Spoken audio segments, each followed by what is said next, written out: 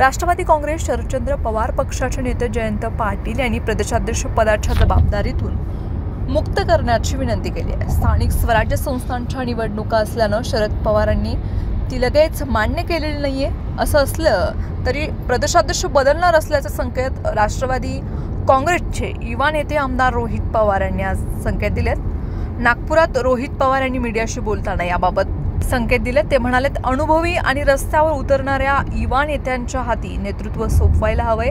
असा नेता आम्ही शोधला आहे। मी आत्ताच कोणाचं नाव सांगणार नाहीये। कोणाचं नाव घेतलं तर शेपूट वाढत जातं। नंतर निर्णय घेताना बऱ्याच अडचणी येतात। मात्र वरिष्ठ नेत्यांना ते नाव माहीत आहे, ते योग्य वेळी निर्णय घेतील असं सांगून त्यांनी नेतृत्व बदलाचे संकेत दिले। बच्चू कडू यांच्या आंदोलनाला भेट देण्यासाठी रोहित पवार आज नागपूरला आले होते। यावेळी त्यांनी माध्यमांसोबत संवाद साधलाय। प्रदेशाध्यक्ष प्रश्नावरती ते म्हणाले, जयंत पाटील यांनी भावनिक होऊन नेतृत्व केले।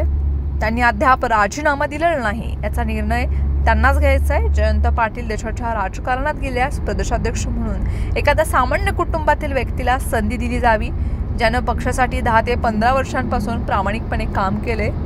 मला प्रदेशाध्यक्ष व्हायचं नाहीये असं सांगत रोहित पवार म्हणाले, एखादा संघटनात्मक पद घेऊन मी काम करण्याचं ठरवलंय।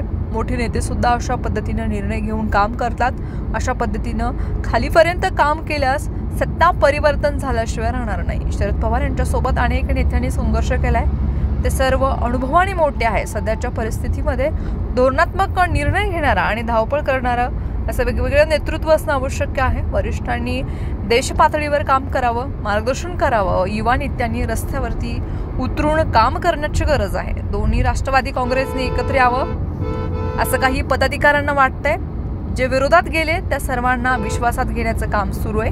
मात्र उद्या काय होईल हे सांगता येत नाही। याकडे पवारांनी लक्ष वेधलंय।